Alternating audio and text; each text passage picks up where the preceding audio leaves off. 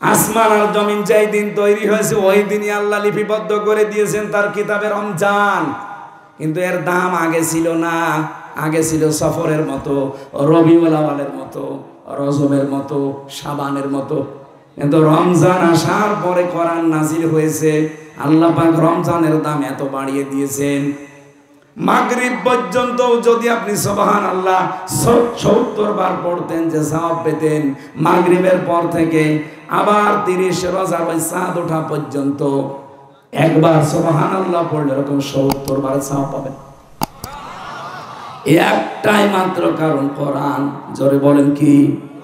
আরো জোরে।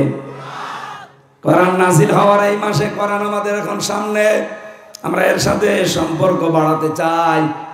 আল্লাহ বলেন হুদাল লিন্নাস, এটা মানুষকে হেদায়েত দেওয়ার জন্য পাঠিয়েছি। গরু ছাগলকে হেদায়েত দেওয়ার জন্য কোরআন পাঠাইনি। বায়্যিনাতিন মিনাল হুদা, স্পষ্ট দলিল আর প্রমাণের ভেতরে আছে পথ নির্দেশনা দেওয়ার জন্য। অল ফুরকান, সত্য মিথ্যা পার্থক্য করার নিয়ম কোরআনে আছে না নেই? সুতরাং রমজান পেয়েছেন, কোরআন আছে, বাকি জীবন হক আর বাতিল কোরআন দিয়ে পার্থক্য করে চালাতে পারেননি, আপনার মতো কপাল পোড়া দুনিয়া আর কেউ নেই। সুতরাং আমরা যেহেতু পেয়ে গেছি রমজান, কোরআনও আছে, এখন থেকে পড়া কোরআনটা মাতৃভাষায় হলেও এই ১ মাসের ভেতরে পড়ে ফেলবেন।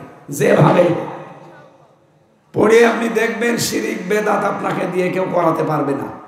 আমি জেলখানায় প্রায় ১৭০ বারের উপরে পড়েছিলাম, কারণ ৩ বছর কোনো কাজ নেই, তো ২৪ ঘন্টা তালা লাগানো। কিছু পড়তে চাইলে পড়তেও দিত না। একবার এক কারারক্ষীরে বললাম, ভাই সব সময় খালি তালা লাগিয়ে রাখেন, একটা বই নিয়ে এসেছেন, একটু পড়ি। ও বই দিয়েছে বঙ্গবন্ধুর আত্মজীবনী। এ বই কি পড়ব? পরের সপ্তাহে একটা বই নিয়ে এসে দিল বঙ্গবন্ধুর ছেলেবেলা। আরে ভাই আপনি কি আর বই পান না? পরের সপ্তাহে একটা বই নিয়ে এসেছে বঙ্গবন্ধুর চীন সফর। সবই বঙ্গবন্ধু, আর কিছু নেই। হুজুর আপনি আমার বই আনতে বলবেন না, আমি আপনি আমার নাম দেখেন না, আমার নাম হচ্ছে দেবদুলাল। ও তো ও নিয়ে আনবে না, নিয়ে আনবে কি?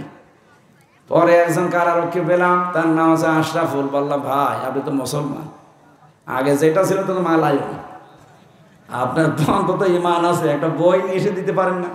আচ্ছা কি লাগবে বলেন? তাফসির নিয়ে আসবেন। আল্লাহর ইশারা 2টা তাফসিরও বেছে বেছে নিয়ে এসেছে, ফি জিলালিল কোরআন আর তাফহিমুল কোরআন। আমি যেই 2টাকে সবচাইতে বেশি ভালোবাসি, আল্লাহর ইশারা ওই 2টাই নিয়ে এসেছে।